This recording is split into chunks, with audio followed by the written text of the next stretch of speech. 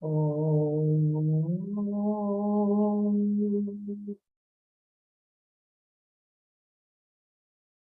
Om.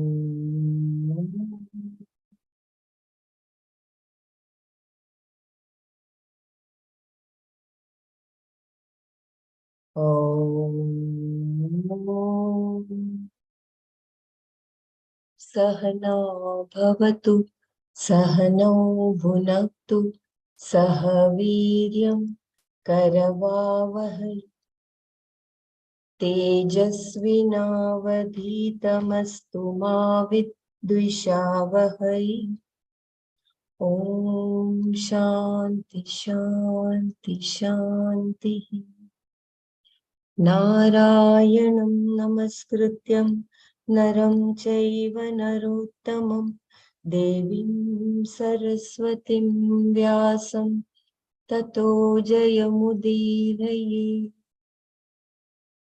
Pratasmarami radisam spuradatmatattvam Satchit sukham paramaham sagatim turiyam Yat swapna jagara sushuptamaveti nityam Tad brahma nishkalamaham nacha bhuta sangha.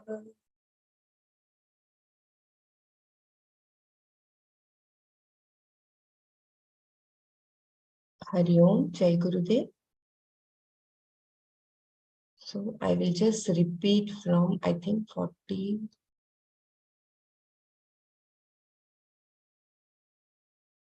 What we did from yesterday. I will repeat few shlokas so that we can remain in connected.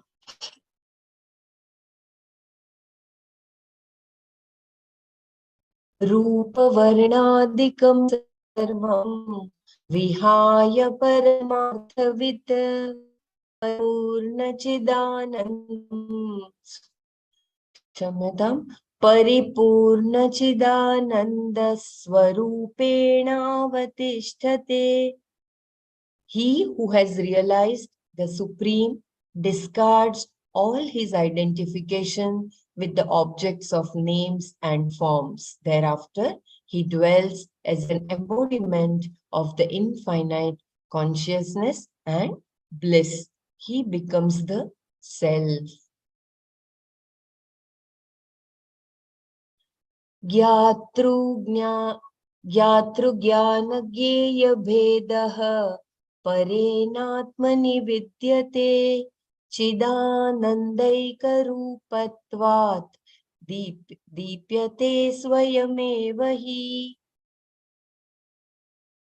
There are no distinctions such as knower, the knowledge, and the object of knowledge in the Supreme Self on account of its being of the nature of endless bliss. It does not admit of such distinctions within itself. It alone shines by itself. एवमात्मारणौ ध्यानं मथने सततं कृते उदितावर्गति बाला सर्वाज्ञानेन्दनं दहे. When thus the lower and higher aspect of the self are well churned together, the fire of knowledge is burnt, which in its mighty conflagration shall burn out all the fuel of ignorance in us. अरुणेनेव बोधेन पूर्वं सन्तमसेरिते तत आविर्भवेदात्मा स्वयमेवांशुमानिव. The Lord of the early dawn, Aruna himself, has already looted away the thick darkness. When soon the sun rises, the divine consciousness of the self rises when the right knowledge has already killed the darkness in the bosom. Atma tu satatam prapto pyapraptavad vidyaya तन्नाशे प्राप्तवद्भाति स्वकण्ठाभरणं यथा. Atman is an ever-present reality. Yet, because of ignorance, it is not realized. On the destruction of ignorance, Atman is realized. It is like the missing ornament of one's neck. Sthano purushadbhranta Rita brahmani jiva jivasyatvike rupe tasmin drishtinte. Brahman appears to be a jiva because of ignorance, just as a ghost appears to be a ghost. The egocentric individuality is destroyed when the real nature of the jiva is realized as the self.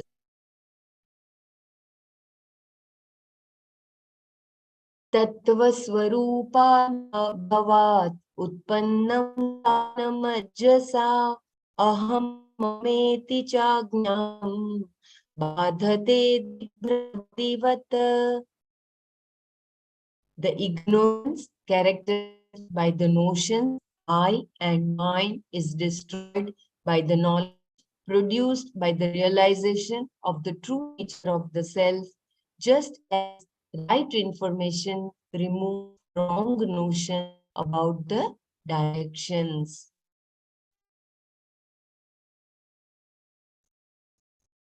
Samyak Vijnanavan Yogi Svatmanyevakilam Jagat Ekam cha sarvamatmanam Nikshate Jnana Chakshusha. The yogi of perfect realization and enlightenment sees through his eye of wisdom, Jnana Chakshusha, the entire universe in his own self and regards everything else as his own self and nothing else. This is an important shloka. I will repeat once again the meaning. The yogi of perfect realization and enlightenment sees through his eye of wisdom, Jnana Chakshusha, the entire universe in his own self and regards everything else as his own self and nothing else. आत्मैवेदं जगत् सर्वम् आत्मनोऽन्यन्न विद्यते मृदो यद्वद्घटादीनि स्वात्मानं सर्वमीक्षते. Nothing, whatever exists other than the Atman, the tangible universe, is verily Atman. As pots and jars are verily made of clay and cannot be said to be anything but clay, so too to the enlightened soul. All that is perceived is the self. जीवन मुक्तस्तु विद्वान् पूर्वोपाधिगुणं त्यजेत् सच्चिदानन्दरूपत्वात् भवेद्भरतकीटवत्. A liberated one, endowed self-knowledge, gives up the traits of his previously explained equipments, upadhis, and because of his nature of Sat, Chit, Ananda, he verily becomes Brahman, like the worm that grows to be the vast.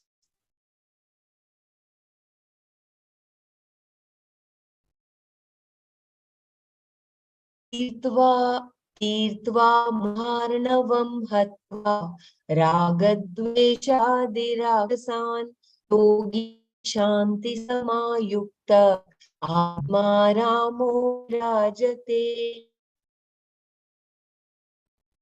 After crossing the ocean of illusion and killing the monsters of life and dislikes, the yogi who is united with peace dwells in the glory of his own realized self as an Atmaram.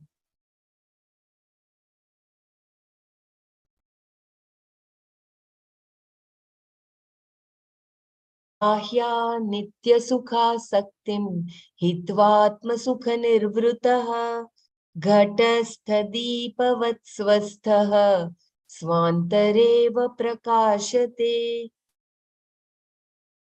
The self-abiding Jivan Mukta, relinquishing all his attachments to the illusory external happiness and satisfied with the bliss derived from the Atman, shines inwardly like a lamp placed inside a jar.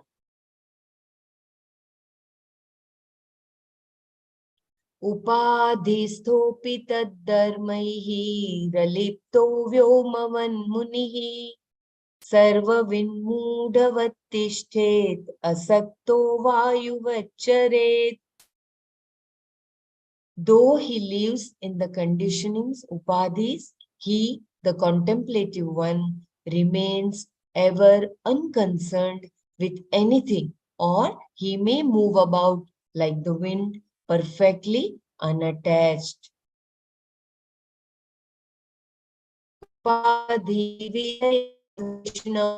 निर्विशेषं विषेणुनिः जले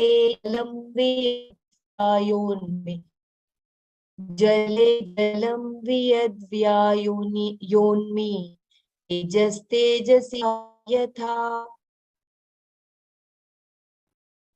On the destruction of the upadhis, contemplative one is to be absorbed in Vishnu, all-pervading spirit, like water into water, space into space, and light into light. यल्लाभाना परो लाभो यत्सुखान्ना परं सुखं यज्ञानान्ना परं ज्ञानं तद्ब्रह्मेत्यवधारयेत्. Realize that to be Brahman, the attainment of which leaves nothing more to be attained, the blessedness of which leaves no other blessing to be desired, and the knowledge of which leaves nothing more to be known.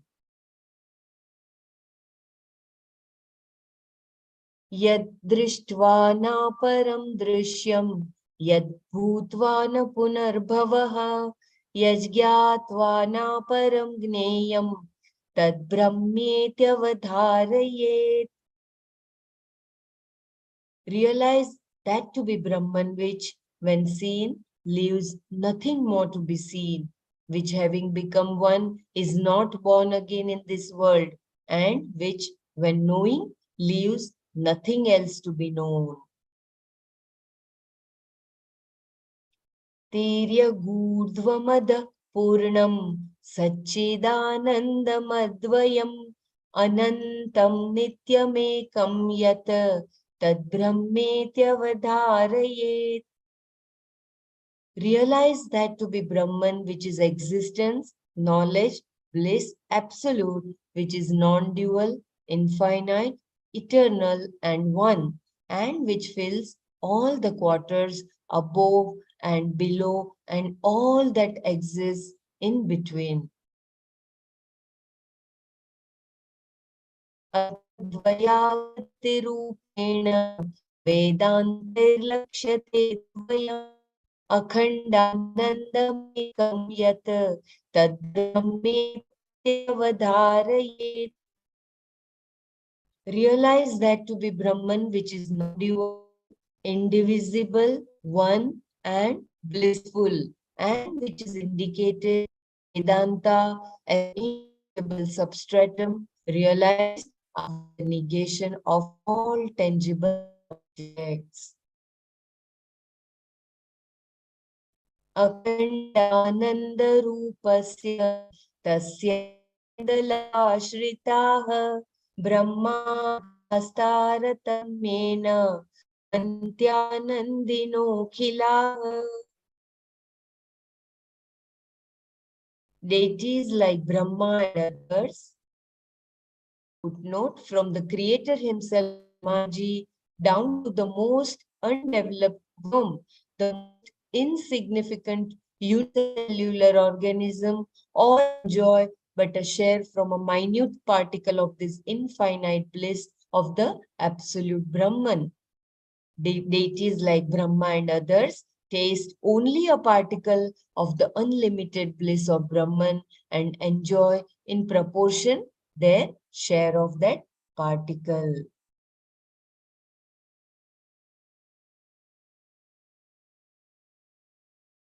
तद्युक्तमखिलं वस्तु व्यवहारस्तदन्वितः तस्मात् सर्वगतं ब्रह्म क्षीरे सर्पिरिवाखिले. All objects are pervaded by Brahman. All actions are possible because of Brahman. Therefore, Brahman permeates everything as butter permeates milk.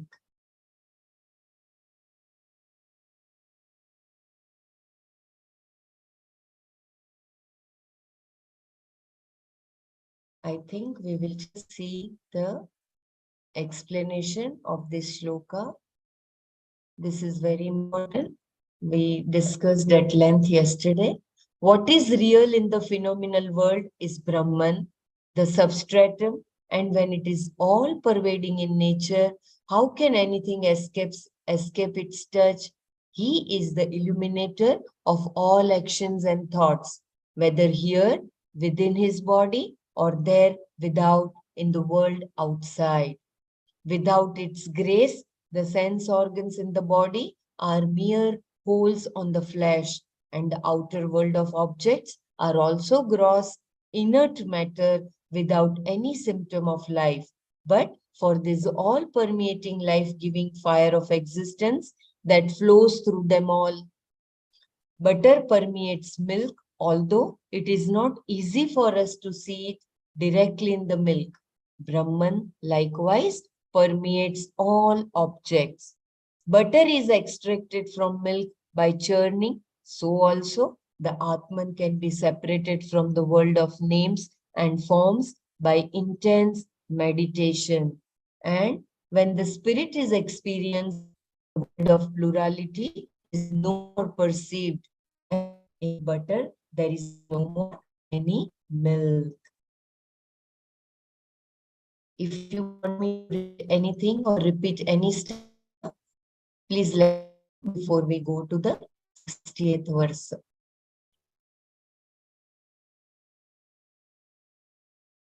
Ananvasthul swam dirgamaj ajamavyayam ananvasthulamraswam dirgamajamavyayam arupagunavarnakam tadmetyavadharayet. Ananu, neither subtle, astam, nor gross, arasvam, neither short, adirgham, nor long, ajam, without birth, avyayam, without change, arupa gunavarnakyam, without form, qualities, color, and name, tad Brahma, that to be Brahman, iti, thus avadharayet, realize. Realize that to be Brahman, which is neither subtle nor gross, neither short nor long, without birth or change, without form, qualities, color, and name. In the last stanza, it was stated that all objects are pervaded by Brahman. Elaborating the point further, it is here referred to as neither gross nor subtle. It pervades all. It is the substratum for everything, split or cleave, even an atom. And there too we find but its presence. Finite objects which are bound by limitations of space and time are either gross or subtle. But this timeless time and spaceless space, the infinitude of the infinite, cannot be bound by space, time, causation, and hence can be only defined in negative terms such as neither gross nor subtle, etc. What is born is the body, mind, and intellect, and the objects of the outer world. not the Brahman, who is the existence in the very progenitor progenitor of all creation, the very knower of the first uncaused cause. This infinite reality is irreducible, formless, with neither quality, nor caste, nor name.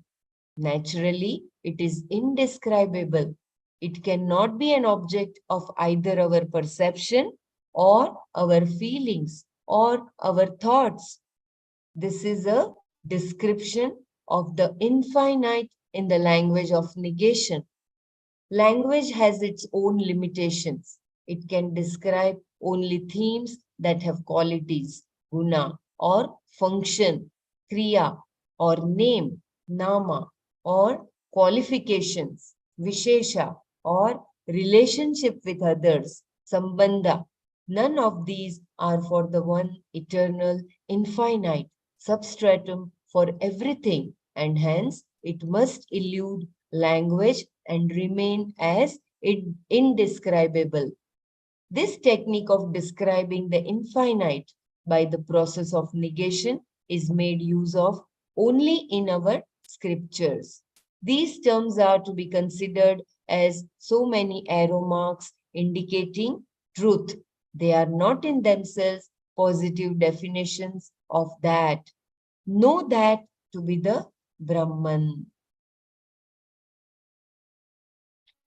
We did all this, so I am just quickly browsing through. Yadbhasasyate kari bhayatyattu na bhate yena sarvamidam bhati tadbrahmetyavadhayet. Yadbhasa, by the light of which bhasyate are illuminated, akardi, sun and other luminous orbs, bhasyahi, by the luminous orbs, that, to indeed, na, not, bhasyate, is illuminated, yena, by which, sarva, all, idam, this, bhat, shines, Brahma, that to be Brahman, iti, thus, avadharayet, realize. Yadbhasa bhasyate akardi bhasyaihi yah tu na bhasyate yena sarva idam bhati tad brahma iti avadharayet.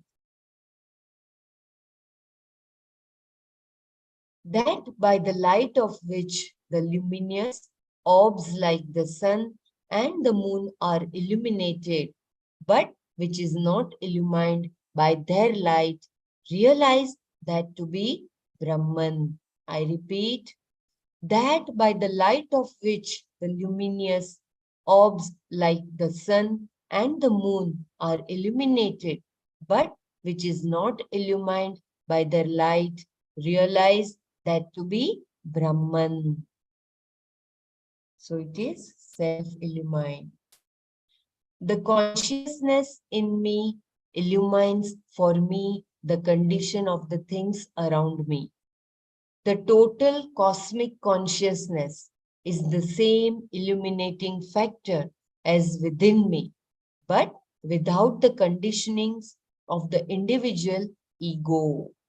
I repeat, the consciousness in me illumines for me the condition of the things around me.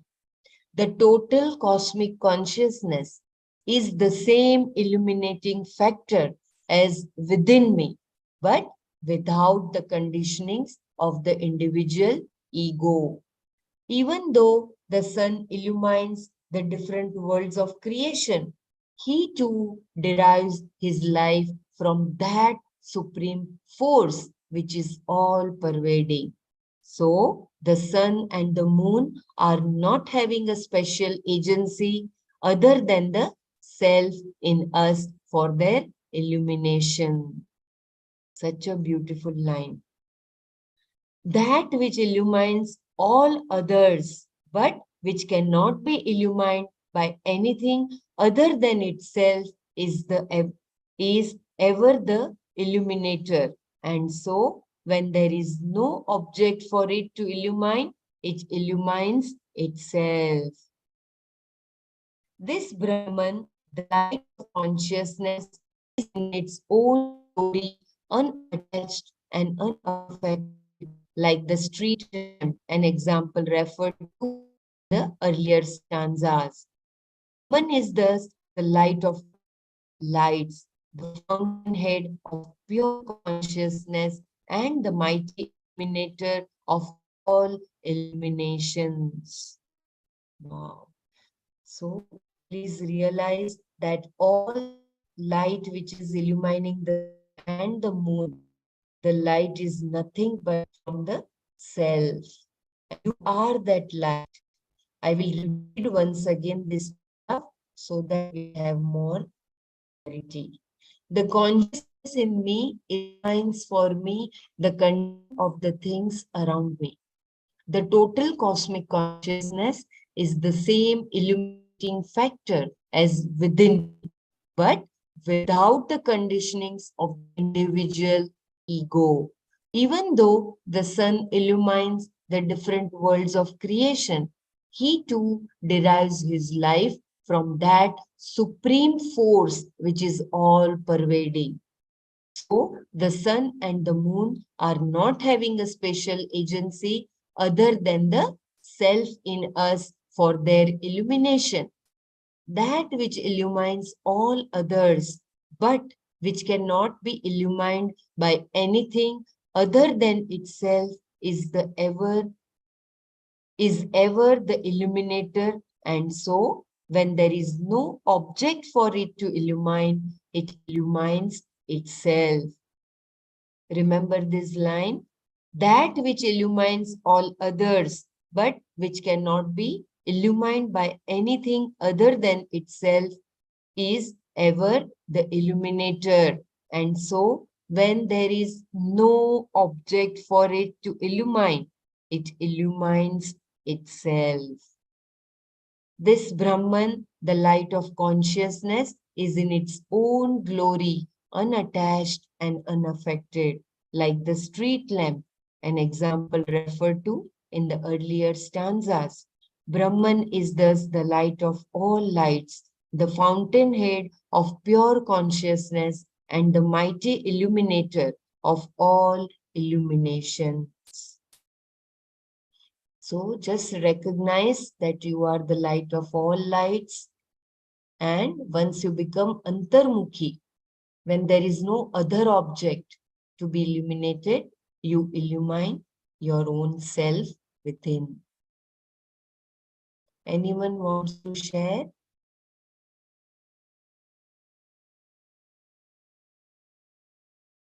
If you want me to read anything or repeat, please let me know before we go to the next verse.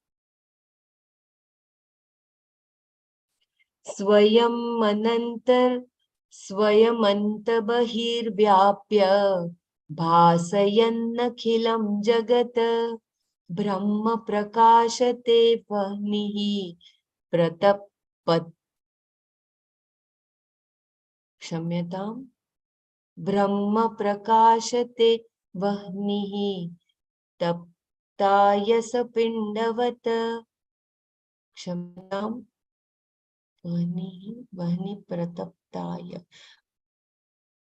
Kindly help me to recite because I think I am not reciting it correctly.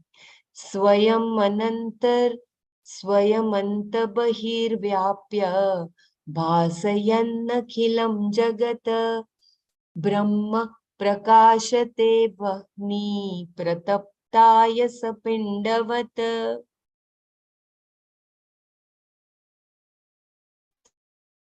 Itself, the inwardly, bahi, outwardly, vyapya, pervading, bhasayana, illuminating, akhilam, entire, jagat, Brahman, prakashate, shines, vahni, tayasa pinda, like the fire permeating a red hot iron ball.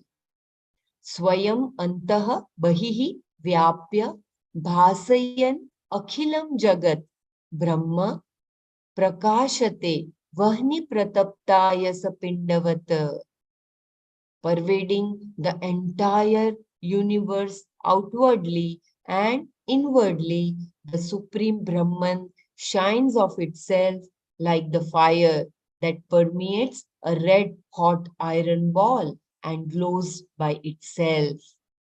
I repeat, pervading the entire universe outwardly and inwardly, the Supreme Brahman shines of itself like the fire that permeates a red hot iron ball and glows by itself.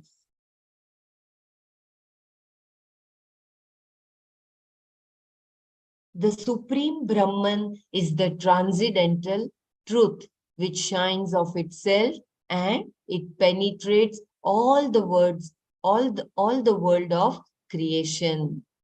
I repeat, the Supreme Brahman is the transcendental truth which shines of itself and it penetrates all the world of creation. It is not something other than the world of creation, for it exists in and through them all at once as the material and the efficient cause, the pure consciousness. Thus, it is stated that the outer world of finite experience is not something different from the subjective state of reality. I repeat, thus it is stated that the outer world of finite experience is not something different from the subjective state of reality. Matter without spirit is dead, but matter and spirit, when together in the nuptial, come to express themselves in the manifestations of life. I repeat, matter without spirit is dead, but matter and spirit, when together in their nuptial, come to express themselves in the manifestations of life. The Supreme is the vital content in every particle of this world. And just as in the process of extracting butter out of milk, the spirit can be separated from matter and realized through meditation in the pure heart cave. So beautiful. When the antakarana is shuddha and when we have applied all our techniques like meditation, we are able to extract or we are able to separate from matter that self, which is Satchit Ananda Swarupa. An iron ball, when in contact with fire for a long time, comes to glow as fire itself. Similarly, even though the world of dead matter is inert, lifeless, and stationary, when they play in the vitality of the Supreme Brahman, there is the manifestation of life. If the Paramatman does not lend its grace to the created objects, there is no existence for our cognition and experience.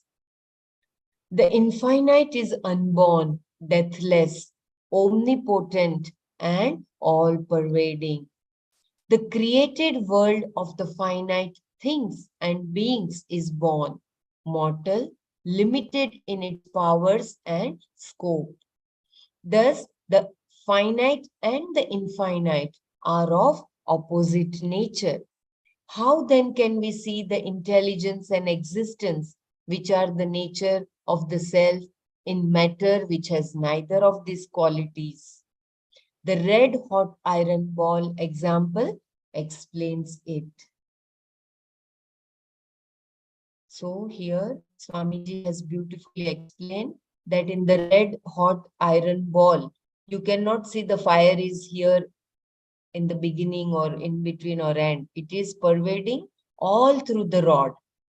In the same way, you cannot say that the Supreme Self is in one part. And the finite and the infinite are of opposite nature.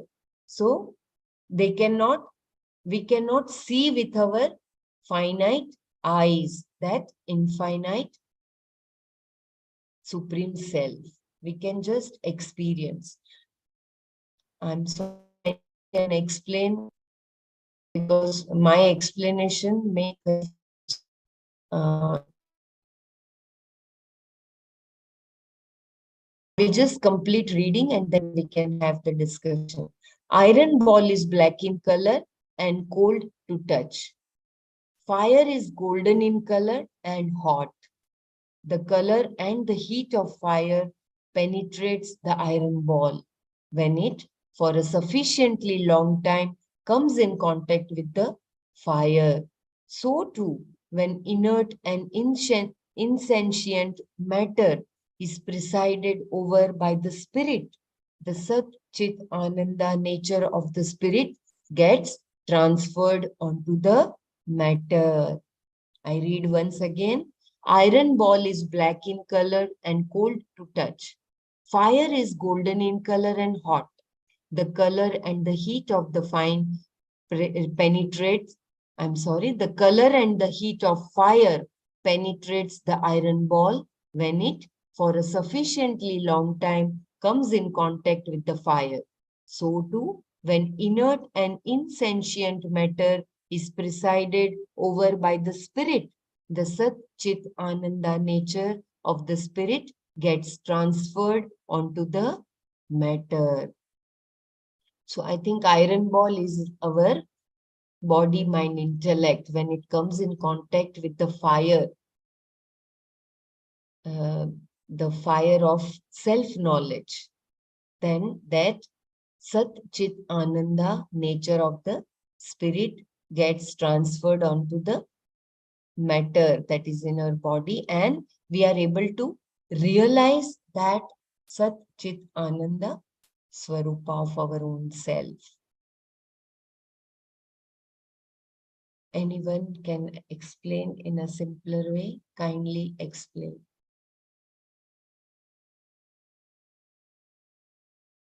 If you want me to read or repeat,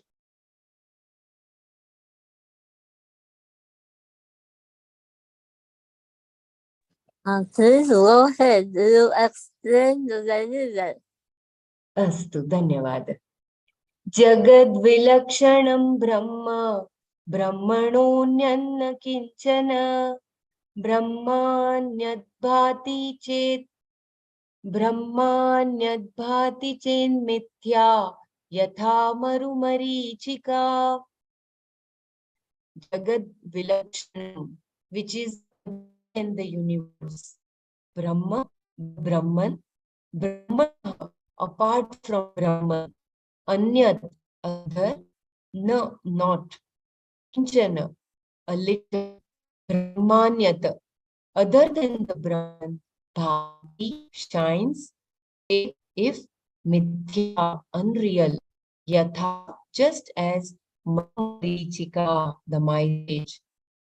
Jad Vilakshanam Brahmana Anta Na Kinchin Brahmanyat Brahmanyat Shamyata Brahmanyat Bha Chet Mithya Tatha Marumarika.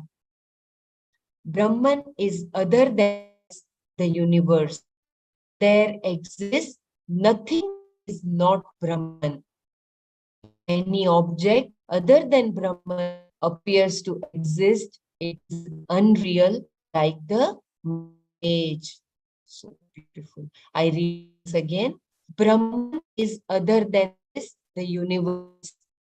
There exists nothing that is not Brahman. If any object other than Brahman appears to exist, it is unreal like the mirage. In the previous example, the iron ball is other than the fire. Is then the Brahman other than the universe, which is an empirical existence, or is it in itself uncontaminated by the world of matter. What appears as the world of diversity with its different names and forms to the ignorant is realized by the illumined to be an indivisible and non-dual Brahman. This multiplicity, being illusory, does not defile the Brahman. In the case of the desert and the mirage, the desert alone exists. The ignorant sees the delusion of water pools in the desert called the mirage. When once a deluded mind has seen the mirage, it can multiply in its misapprehensions, such as the waters of the mirage having waves, and even the sun reflecting on the water surface, etc. The mirage is different from the desert, yet without the desert, the mirage cannot exist. And the mirage waters can never wet even a grain of the desert sand. Similarly, if one thinks that this world of plurality is real, he is mistaken, for it does not and it cannot exist without the Brahman. Its existence is like the mirage, which is unreal. The world of plurality can never contaminate the infinite. The end of illusion, which gives us the wrong notion that the names and forms are real, is the end of the perception of the plurality and the agitations caused by them in our bosom.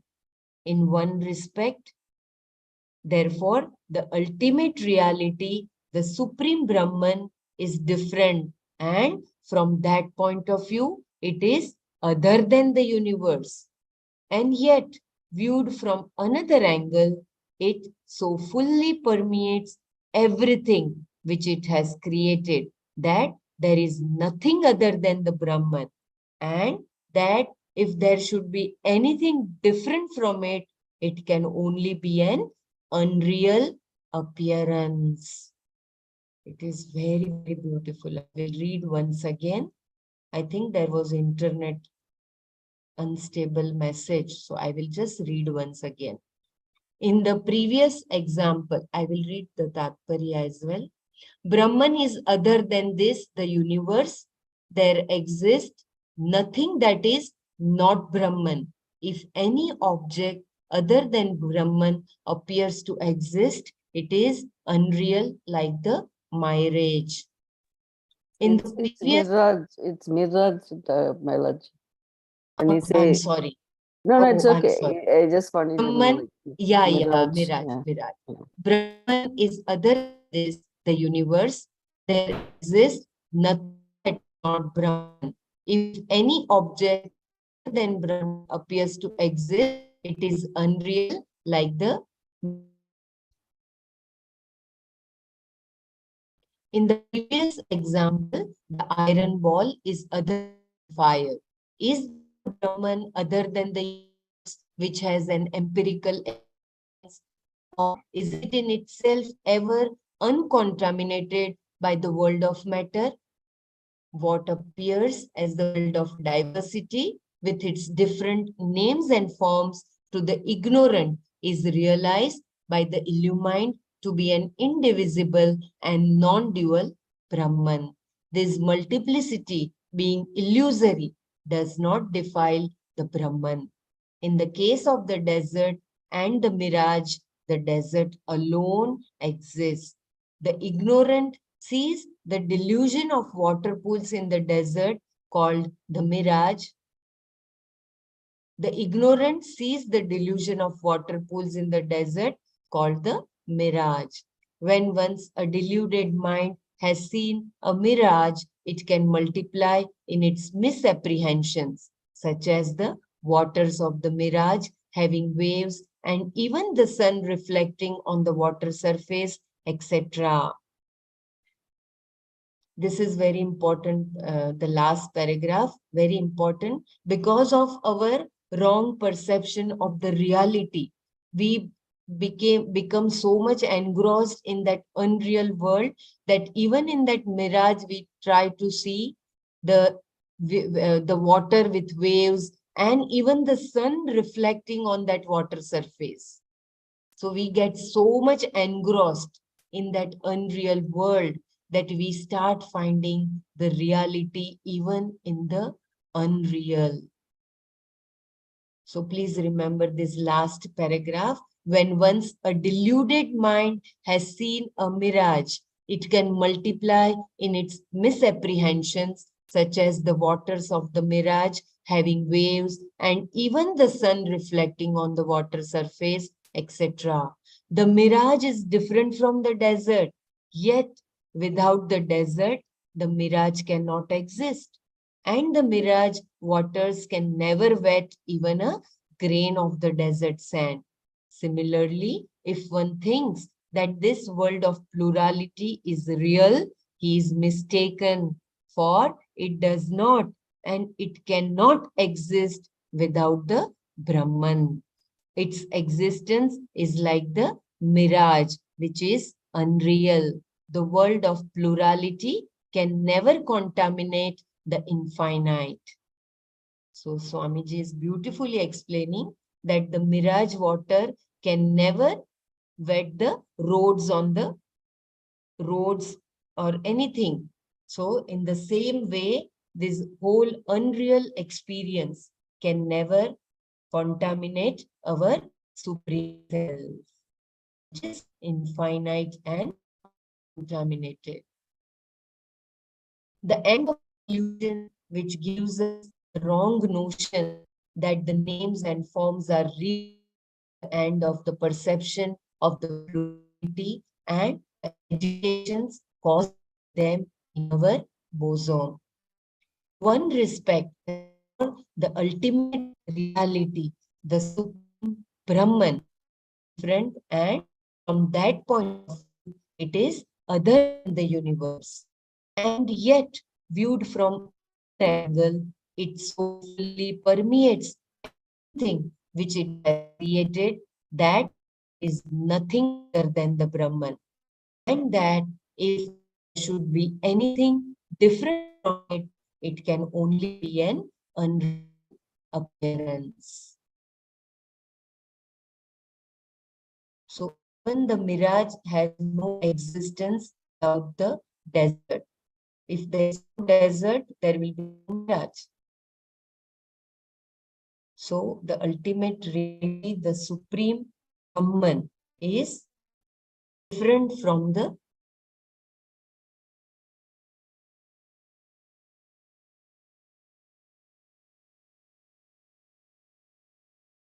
unreal self. Anyone wants to say anything? But still it is a part of that self only. It is just the manifestation. And through our misapprehension, we are seeing that mirage as the real water.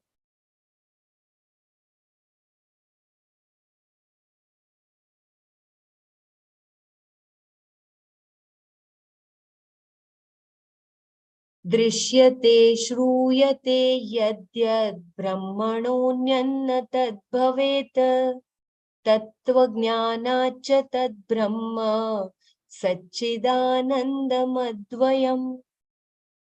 Drishyate, which is perceived, Shruyate, which is heard, Yadyat, all that, Brahmanonyat, apart from Brahman, Na, not, Tat, that, Bhavet, can be, Tattva Jnanat, from the knowledge of the reality, Cha, and Tad Brahma, that Brahman, Satchidananda, which is existence, knowledge, bliss, absolute.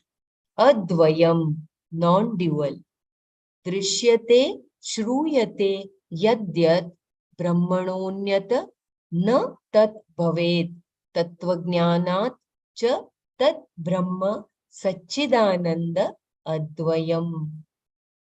All that is perceived or heard is Brahman and nothing else. Attaining the knowledge of the reality, one sees the universe as the non-dual Brahman, existence, knowledge, bliss, absolute. I repeat, all that is perceived or heard is Brahman and nothing else. Attaining the knowledge of the reality, one sees the universe as the non-dual Brahman, existence, knowledge, bliss, absolute.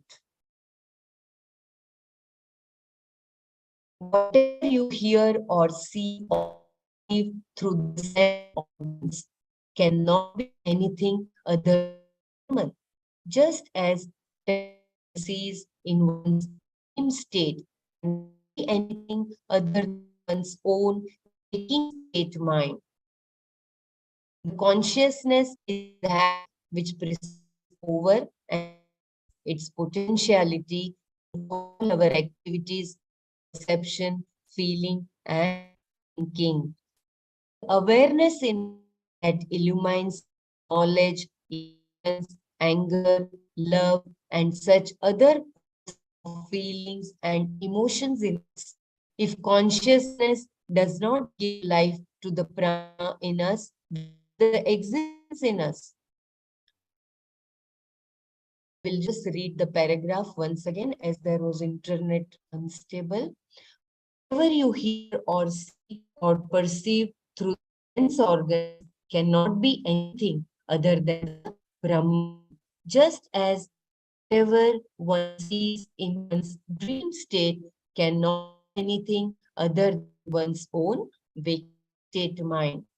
The consciousness is that which presides over and lends its potentiality in all our activities of perception, feeling, and thinking. It is the awareness in us that illumines the knowledge, ignorance, anger, love, and such other hosts of feelings and emotions in us.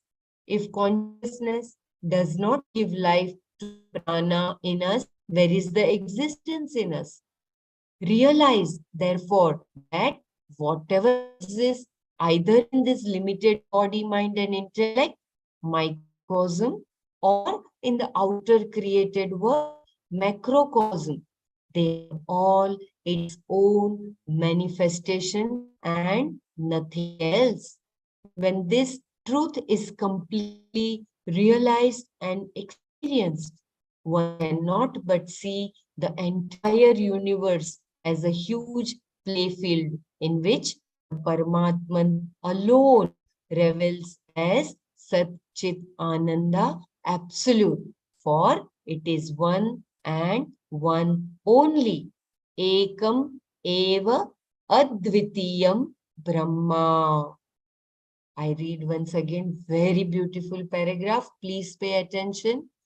Realize, therefore, that whatever exists either in this limited body, mind, and intellect, microcosm, or in the outer world, created world, macrocosm, they are all its own manifestation and nothing else. When this truth is completely realized and experienced, one cannot but see the entire universe as a huge playfield in which the Paramatman alone revels as Sat Chit Ananda Absolute, for it is one and one only. Ekam eva advitiyam Brahma. Very, very beautiful.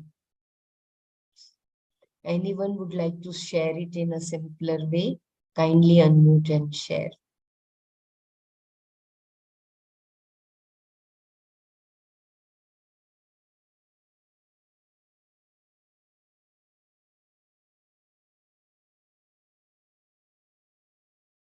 Can you read the next sloka also? Yeah, okay. Yeah. Sarvagam Satchidatmanam Jnanachakshurnireekshate Ajnanachakshurneksheta Bhasvantam Bhanumandavat. Sarvagam which is present everywhere. Satchidatmanam Atman, which is pure consciousness. Jnana Chakshuhu, eyes of wisdom. Nirikshate, perceives. Ajnana Chakshuhu, one whose vision is obscured by ignorance. Na, not. Ikshet, Ikshet, sees. Bhasvantam, which is shining. Bhanum, the sun. Andhavata, like a blind man. Sarvagam, Satchidatmanam, Jnana Chakshuhu, Nirikshate, Ajnana Chakshuhu, Na Iksheta, Bhasvantam, Bhanum, Andhavata. Though Atman is pure consciousness and ever present everywhere, yet it is perceived by the eye of wisdom alone. But one whose vision is obscured by ignorance, he does not see it, as the blind do not see the resplendent sun. I repeat, though Atman is pure consciousness and ever present everywhere, yet it is perceived by the eye of wisdom alone. But one whose vision is obscured by ignorance, he does not see it, as the blind do not see the resplendent sun. Just as a blind man cannot see the sun, so also the person whose faculty of perception is not prepared to be sharp enough to grasp the truth. And therefore, he who has not developed in himself the of wisdom, who is not discriminative in reject the unreal from the real, whose mind is not pure, who is not who has the serene light of knowledge to illumine his right judgment of things, who has not done sufficient penance to acquire single pointed devotion, who still superimposes the finite quality of the outer world of objects on the infinite self. Such an unprepared man cannot really experience the presence of the eternal self as his own true nature. It is not that the Atman is not seen, but it is the limiting factors in the seeker after truth that veils and distorts the beauty of the absolute reality. It is the blindness of the person that makes the sun dark to him, even though the sun shines ever bright and brilliant. All great philosophers had to, in the last analysis, take recourse to an imaginary power in the human intellect, and with the help of that faculty, they explain to the intellectual students how seekers gain the perception of the reality. Theoretically, the Vedantic teachers boldly propound that on transcending all the equipments, all seekers will realize the self, the truth. The students in the beginning try to follow the teacher only with their intellect. Perception or apprehension, as understood by the intellect, cannot take place without some instrument of knowing other than the object of knowledge. Carrying this impression, the student asks as to how one can experience the truth when once the body, mind, intellect equipment is transcended. The rishis import here the idea of the faculty of intuition, jnana chakshu, for the benefit of such students. Contemplative power alone can apprehend the reality. This apprehension is not an objective experience. It is an uncompromising and total becoming. An ordinary mind turned outward in perceiving, feeling, and thinking of the objects of the world gets so agitated that in that restless bosom, the Supreme cannot be captured in experience. The mind that is slowly and intelligently withdrawn from its extrovert fascinations and trained to turn inward develops in itself the power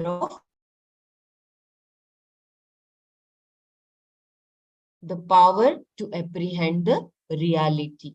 Therefore, the intuitive power, Jnana Chakshu, is nothing other than a mind turned inward and held in attention.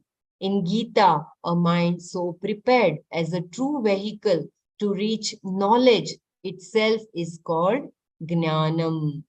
In this context, the 20 values of life mentioned in the Gita in preparing this Jnanam are worthy of our attention. It is already referred to Swamiji's commentary on Gita, chapter 8, stanzas 7 to 11. Humility, unpretentiousness, non-injury, forbearance, uprightness, following the teacher, purity, steadiness, self-control, detachment from sense objects, absence of egoism, constant reflection upon life's imperfections, non-attachment, non-identification with son, wife, home, and the rest, constant equanimity, both in conducive and non-conducive circumstances, unswerving devotion to the Lord, solitude, distaste for blabbering crowds, constant study of scriptures, and diligent attempt to understand the deeper meaning of the reality as indicated in the scriptures. These constitute the 20 values of life. This is so very important. I think we need to do this stanza once again. I will just complete the reading. I think I completed, right? In this context, Yeah, you did. You did. of value, the 20 values of life mentioned in the Gita in preparing this Jnanam are worthy of our attention. The other day also we read this, right? Amanitvam, Marjam and all that. Yes. Yeah, this is nice. We have to make a note of it. Shloka, I think we will repeat once again tomorrow. 13, The yeah. time is 307 to 11, right? Yes, we will try to just close our eyes and we will have from Manana for the previous shloka. This is very, very beautiful shloka, the last stanza, 65th. So we will do it once again tomorrow.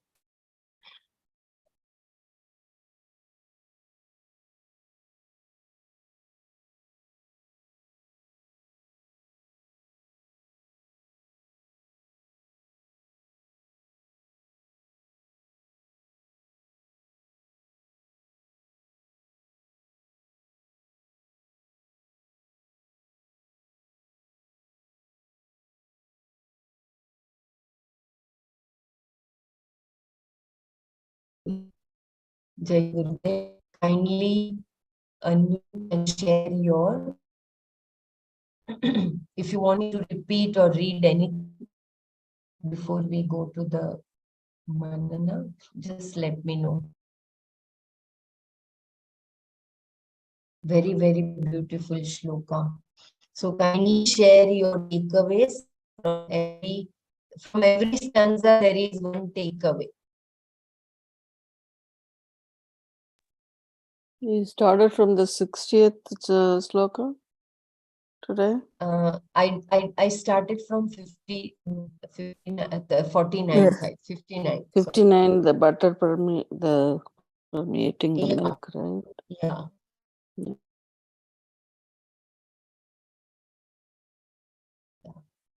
So quickly, so that we can have our chapter at 7. That is Yeah, basically, how they, Sri Shankaracharya, how he, says this is more about the self, right? I mean, about the Brahman. So here the butter permeates milk. That's a simile is given like that. Brahman alone, he permeates, I mean, he's pervading all, living things and non-living things, everything in the universe, the whole universe. That's that one for that 59, like we are like churning butter out of the milk, like that we have to by meditation, we have to know that it's the butter is the Brahman. So we have this milk, we have to do meditation to get that, realize that Brahman. That was about the 59. Yes.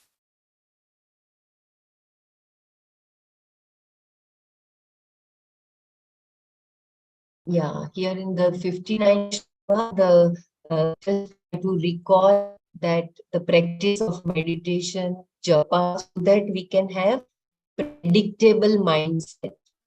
Otherwise, we are not able to get that.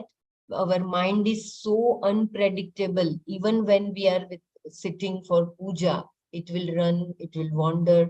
But when we are doing with a single pointed focus, Yeah, but mat here chitta, the mat Brahman para. is, yeah, but he basically here the mentioning about Brahman is not have any attributes, so no change, like without birth and like, qualities. Those are the Yeah, yeah. the In the lakshana 60th for verse, the yes. Brahman. Yeah. Yeah. But in 59, the churning process, I just try to bring to Oh, the notice sorry, I didn't that get that. Okay. yeah, the Okay. churning should be in that way that you are able to get that butter. You will be able to taste that. Yeah. Yeah, yeah. Please go ahead, Dr. Mara, for the 68th verse. Yeah, it has no Because of the attribute. short time, I'm trying to only compare what the sloka and the simile comparison here. So, um, so here I think this 60 is specifically about all the character. I mean, I wouldn't say character. It's like Swarupa Lakshana sounds like Brahman is.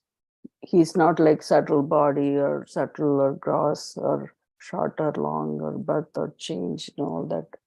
We read, that those 9 gunas that we not gunas. What is that? I can't say what it is, like nirguna and all this, right? Like Yeah. language has its own limitation, like it is indescribable. So that's basically those the infinite Brahman is not uh, fit into any of these things, right? So it's indescribable. So only you can say process of negation. So that's nirguna, nishkriya, whatever those things are. And then the 61 is about, what was that? This is the mirage one? No. Oh yeah, he's self-luminant. Okay, here actually I was a little bit reading the other one also. This is the way it said the Brahman is the pure consciousness. There's this consciousness is the one pervading all the thing, right? Even sun and moon shines through because of this Brahman. That light is from the Brahman. Like that, the consciousness in us is the one. When you're looking at the sun and moon, it's see how bright it is through the eye, right? But then here it mentions the consciousness in us, that in the human being shows that light to the mind through which we are seeing. The mind is seeing through the eye.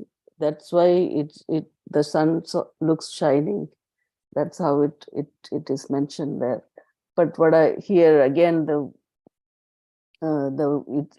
pure consciousness is solely responsible for all the elimination of each and everything in the whole world. I mean, universe. Universe, Just the yeah. world. Yeah, not just the world, everything.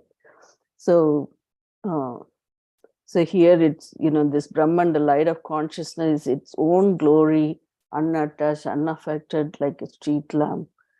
This example referred to earlier stanzas. Brahman is thus the light of all lights, the fountainhead of pure consciousness, the mighty eliminator of all eliminations. So it's everything. So that the more and more we recognize it is what is needed in the whole thing, And this is also very beautiful one, the Vadni, that iron ball is without fire. It is just iron ball, it's a dark ball. And when the fire is given to it and it becomes red hot and glowing, like that, the Brahman is the shines, he shines itself like a fire, and it permeates the whole, like a microcosm and the macrocosm, everything else. I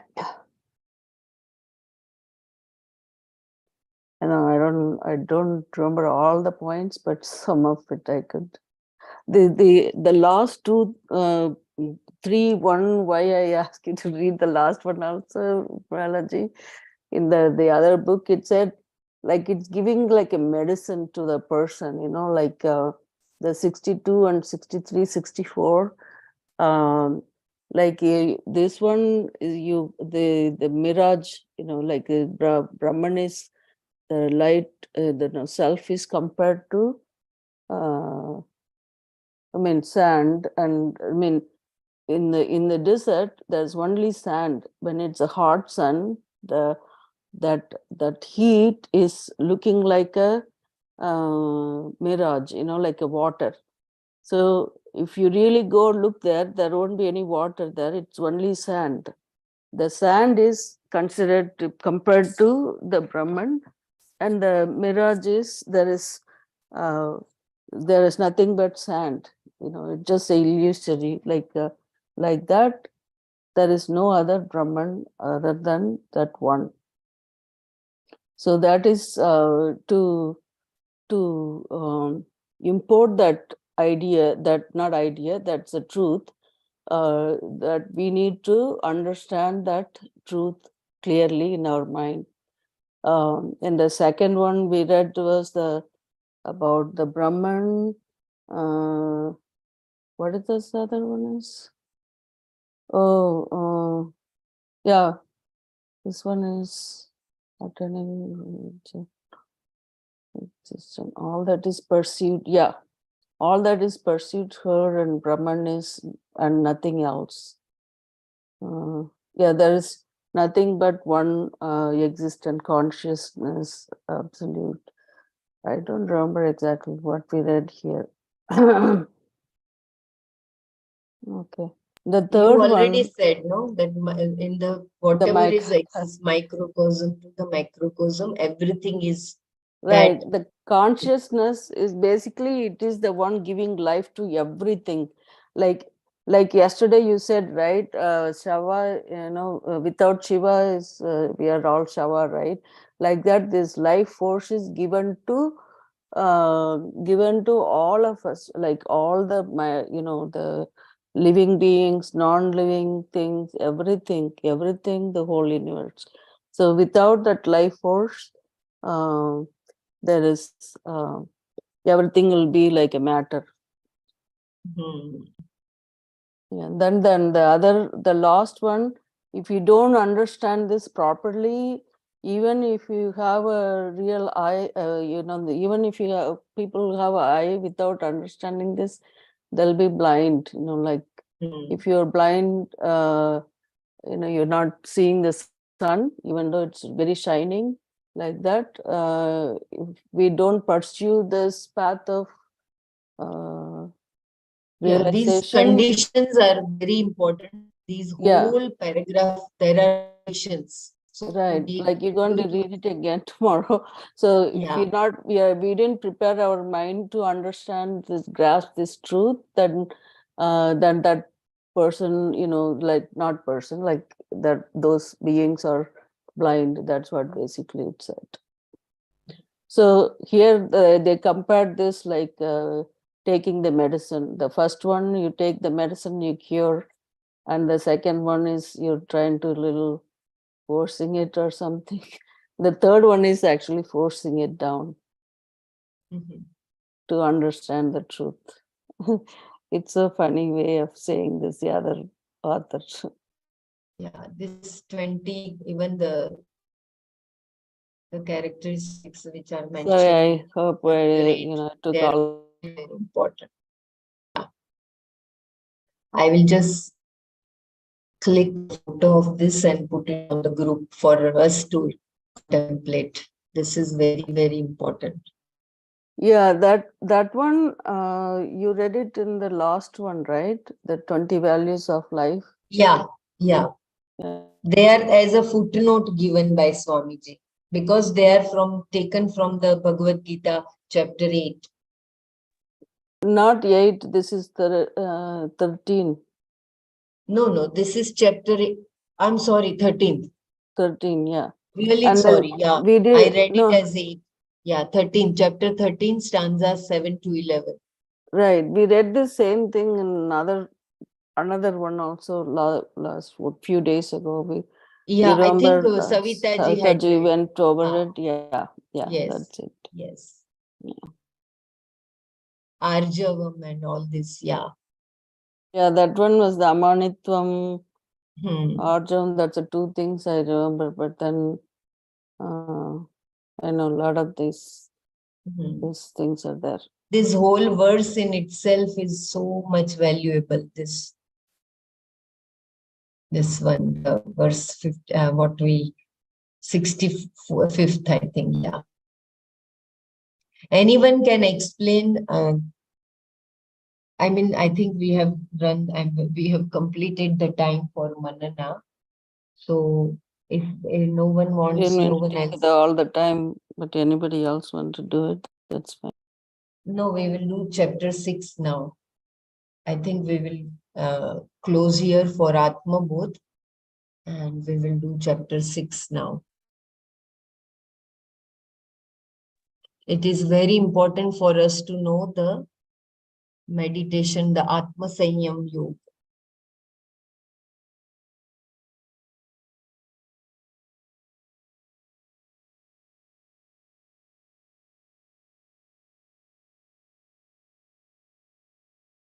Meanwhile, I share, if anyone wants to share, kindly unmute and continue sharing, please, what we have done for Atma Bodh till I share chapter 6.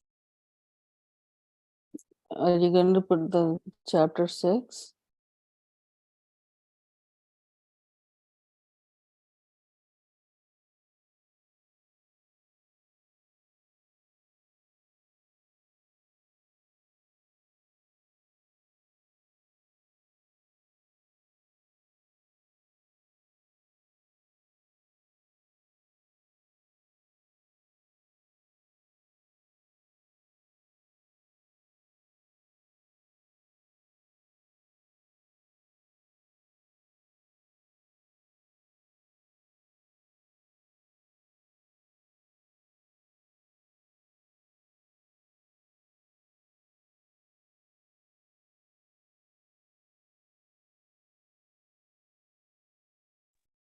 We are doing verse 15, right, Dr. Mara?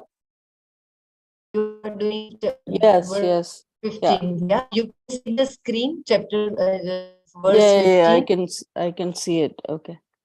Yeah, you So want me to read the shloka and then you now can go ahead with I'll the... try it today. Okay, I hope I can do okay. it. Please go ahead. Please go ahead. Yunjannevam sadatmanam yogi niyatamanasah shantin nirvana paramam matsamstam adhigacchati. Evam, I want to go through this artha too, the padartha. Evam, in this manner, sada, always, atmanam, the mind, unjan, connecting, Niyata Manasaha, the one whose mind is mastered. Yogi, the meditator. Nirvana Paramam, that which is the ultimate liberation. Mat Samastam, that which is centered on me. This is one like a Mat Para, Mat Chitta, like that. Mat Samastam, that which is centered on me. Santim, peace. Adhigachati, gains. So in this verse, the Sriman Krishna Bhagavan explains the ultimate end to be gained by meditation is Shanti. Shanti is just, here it says peace, but which means like centered in me or absorbed in me, which is the ultimate liberation. So that is what basically the Shanti means here. But again, we're starting here with the Yunjanevam Sadatmanam, where one's mind is connected in this manner. And, he starts like, where you sit and meditate and all that, that he mentions about the previous, how it's mentioned the previous slokas, like selecting a clean place and seat, meditate on Paramatma, that the Swarupa of the Atma here. So with meditation, you connected and absorbed in Paramatma. How you do that is through the Sabda of words. That's what the words that reveal Swarupa of the Atma. So I think we saw some of that yesterday. And again, like the Pranav Mantram, Om, things like that. And then the next word I want to work on is Niyata Manasa Yogi. So Yogi is the one who mastered the mind, whose mind is calm, absorbed, and to understand what is being said.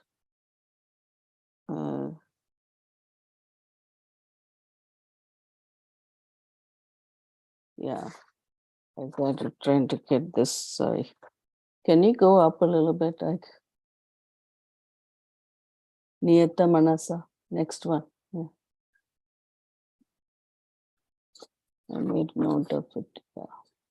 So Niyata Manasa is that we talk about one who mastered the mind, whose This mind. page, Dr. Mara, this page.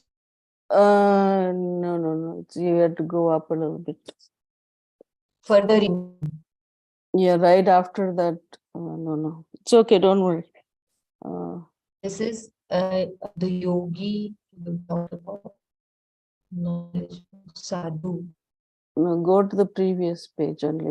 We still up. No. Go scroll it down. Yes. Okay. No, when I say down or up, I don't sure what that way. After the Yunjanevam, that's where the Niyata Manasa comes. Niyata Manasa means we mentioned one who mastered the mind, right? One whose mind is mastered. That when you master mind, then the mind is calm and it is purified. So there is no obstructions for that person to absorb in the Paramatma, which is meditating or contemplating and absorbed in Paramatma. So therefore, he becomes, the teaching becomes therefore he gains the Shanti. So by meditating and contemplating, that pure minded person gains the Shanti. Here Shanti means, it's not mere meaning of peace. This is a different meaning. They describe like 3 kinds of Shanti in here. So one is, there is no one type of Shanti is there is no thinking whatsoever can be induced so that the frequency of thoughts being reduced. So that meaning, like, your thought process is reduced.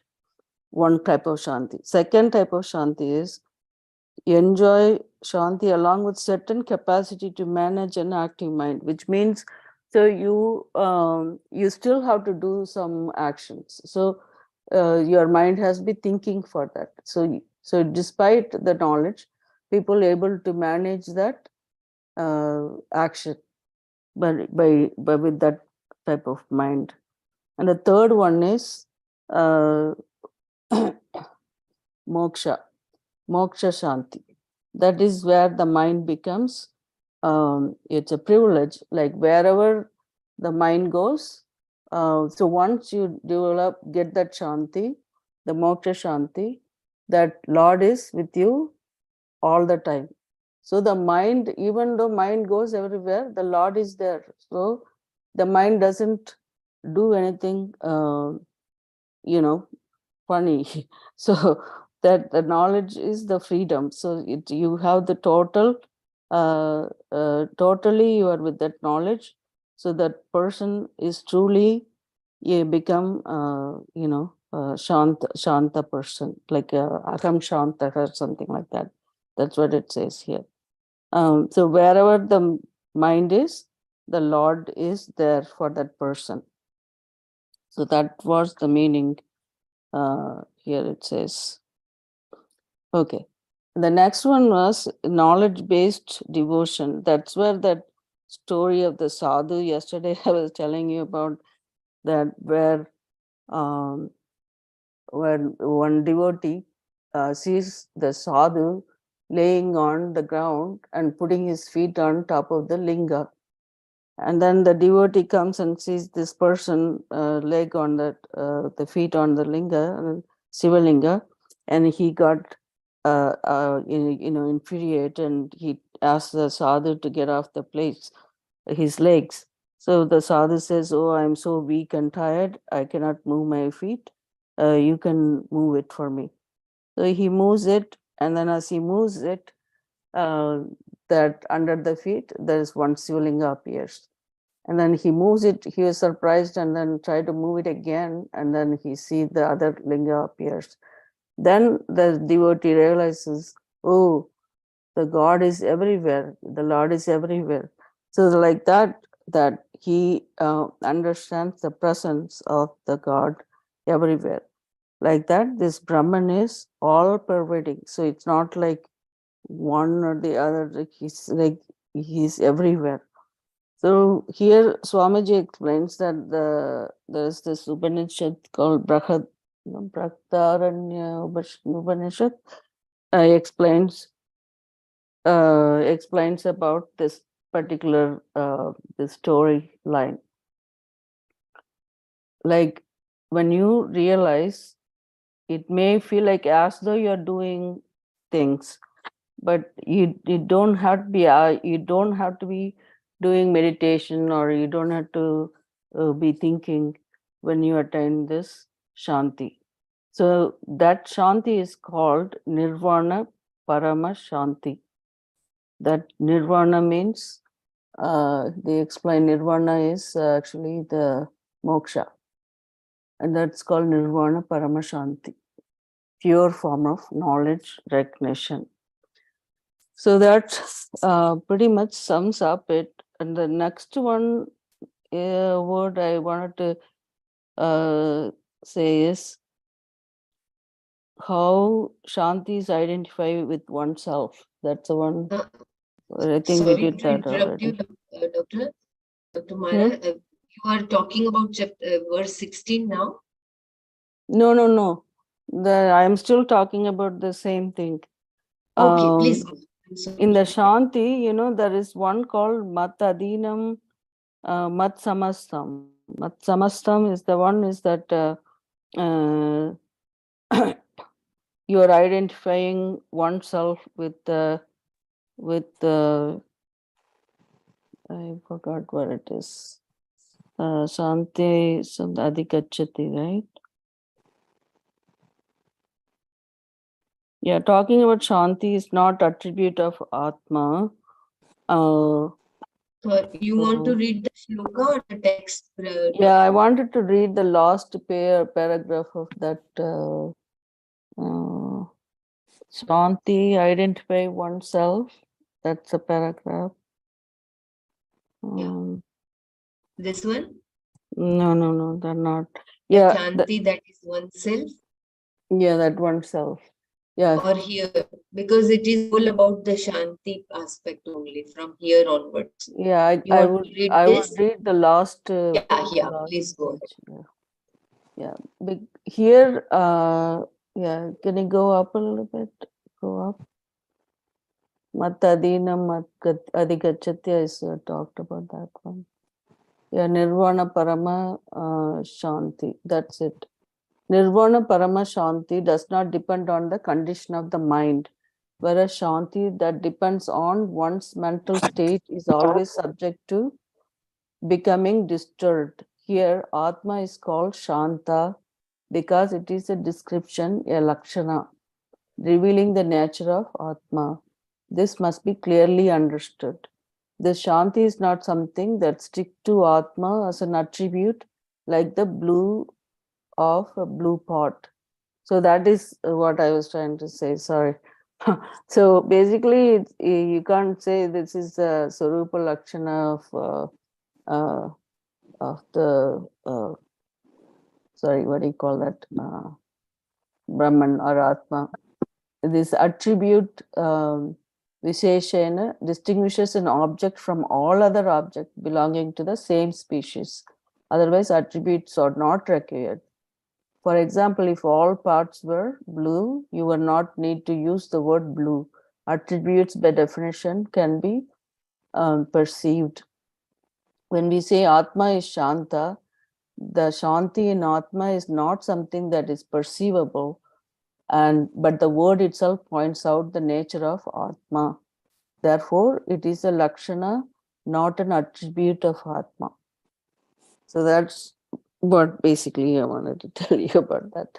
And then the superimposition and negation, basically our mind, like the agitation and other, thought process that goes on, which superimposes the Brahman.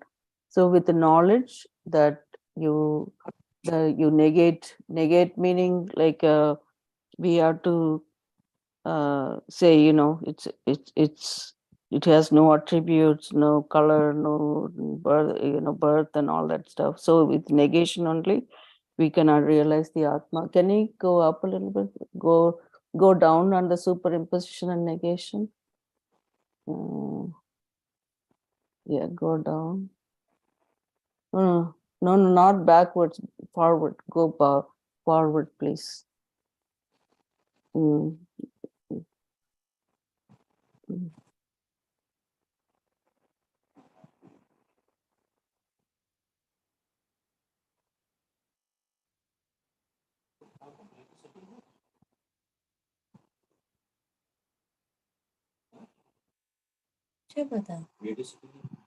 This one, superimposition and its negation. Tell her not to sit, it's so useless. हाँ अपने breakfast बनाए bread के साथ.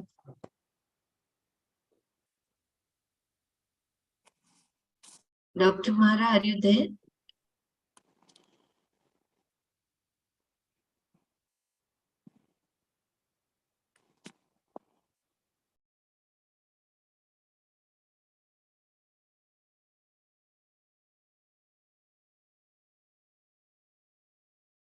Excuse me, Dr. Mara, are you there?